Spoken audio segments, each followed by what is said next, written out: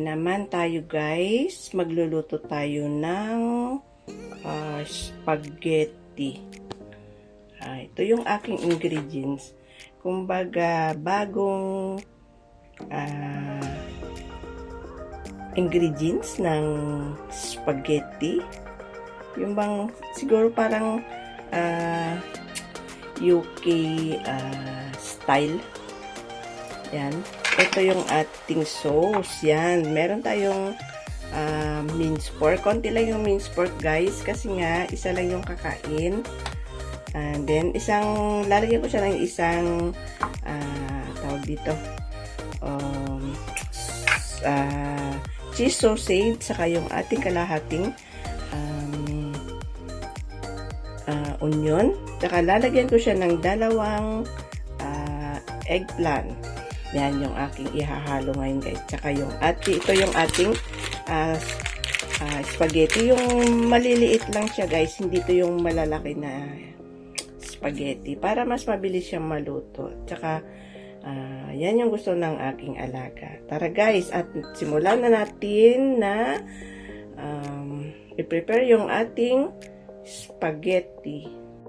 And guys, start na tayo na magluto ng ating Australian spaghetti. Yan, nagpakulo na ako ng tubig muna. And then, dinagyan ko siya ng mantika at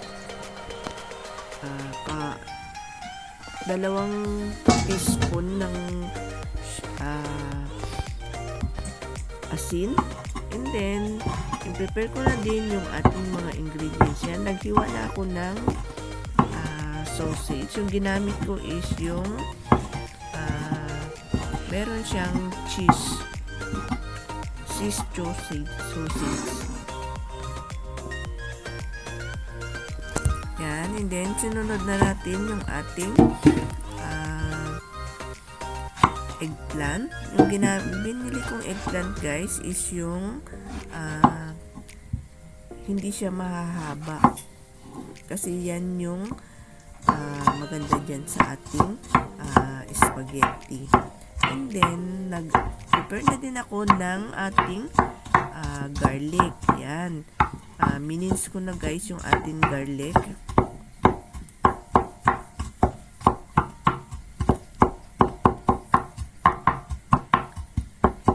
And after ko ma-mince yung garlic is nag-prepare na din ako ng onion.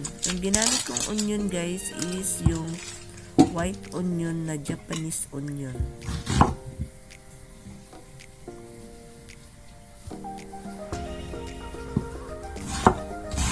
Yan, half lang din sa kalahati yung ginamit kong onion. And then, minutes ko siya guys.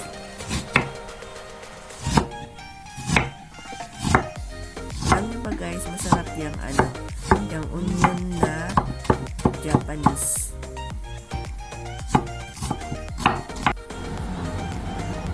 Yan, tingnan na natin yung ating water na naipakulo.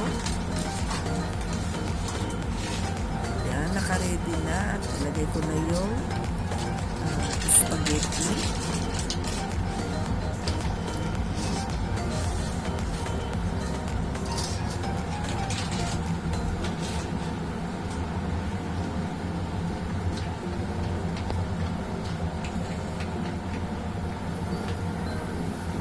Antayin muna natin siya guys na maluto. Yan, nilagyan ko na siya ng timer para alam kung okay na siya o hindi pa. Yan. Okay na yung ating spaghetti.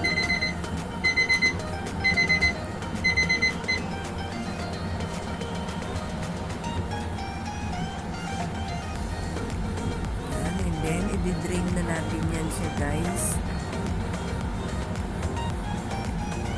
Ilagay na natin sa ating strainer.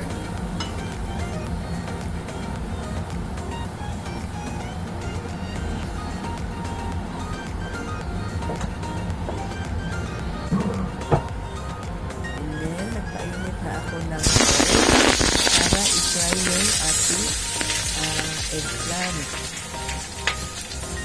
kailangan guys yung kaunting oil lang yung ilalagay natin kasi yung eggplant is nangangain talaga yan ng oil. Yan, and then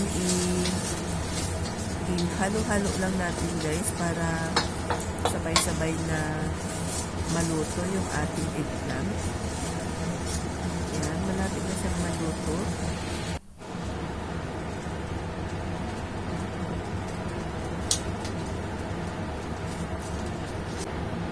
Yan, and then i-fry na natin yung ating minced pork.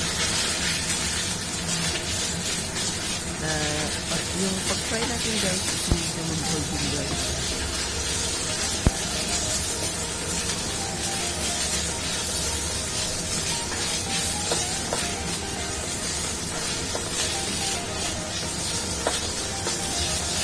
Yung ating nilutong spaghetti guys is good for one person lang.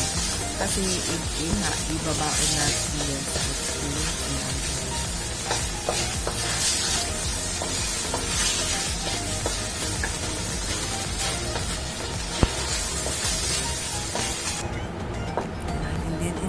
Set aside ko muna. Then, nag-fry ako ng garlic. Tapos, sinunod ko na din yung onion. Yan. And then, i-fry ko muna siya na hanggang medyo mag-golden brown yung ating onion tsaka garlic. Yan. Pagkatapos niyan, nilagay ko na yung sausage.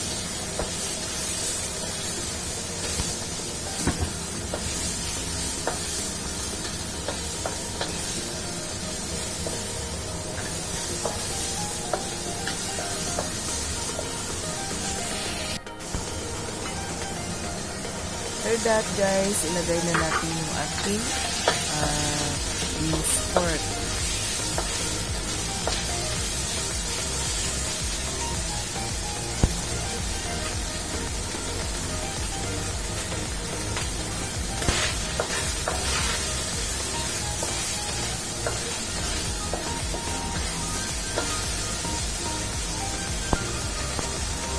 Pagkatapos natin siyang ma-fry na natin yung ating sausage, minced pork, isunod na rin natin yung ating eggplant.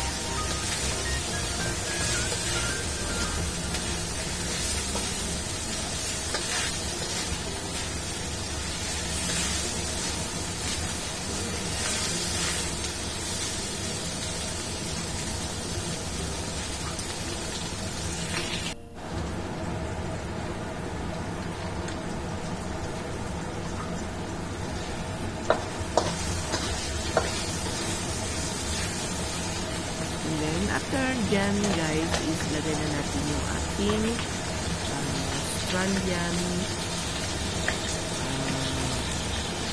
sauce. Australian spaghetti sauce yan siya.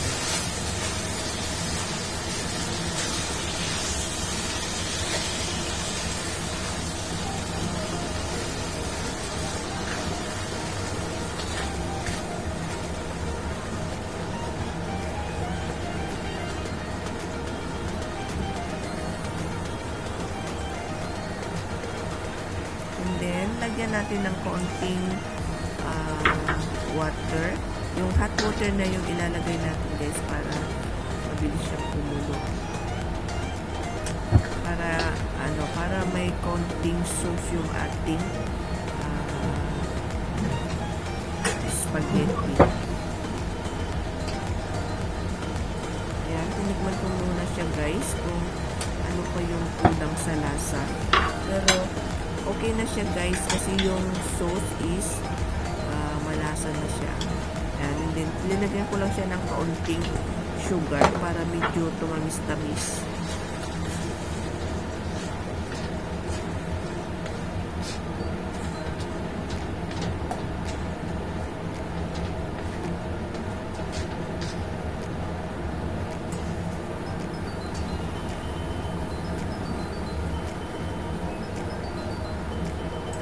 okay na guys yung kanyang lasa.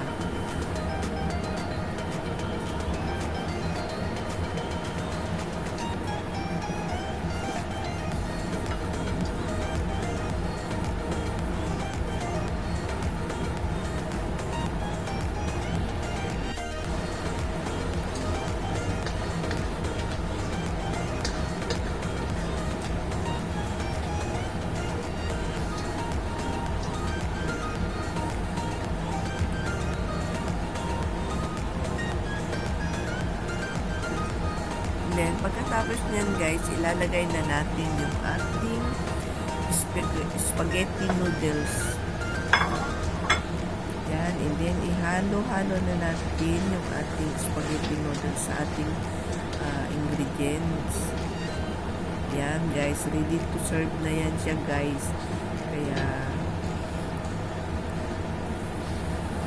Kaya ilalagay na natin sa ating lunch box.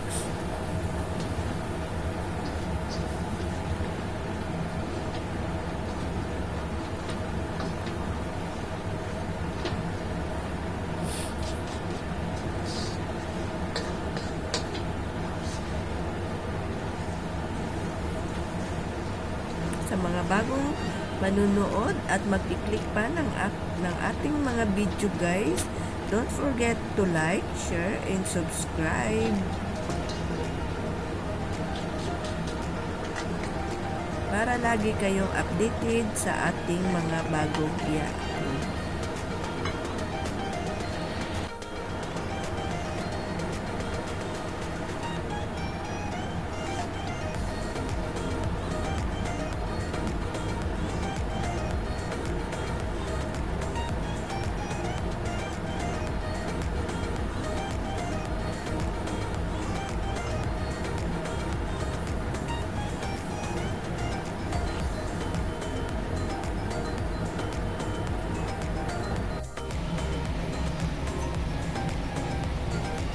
Yan na guys, yung ating finished product ng ating Italian spaghetti. Thanks for watching guys. If you like my video, please subscribe to my channel and share the video to your friends and leave your comment. I don't ever slow up, no I don't take shit. I got no love for the fakeness. If you wanna play tough and wanna hate this, I'll always show up. I don't ever slow up.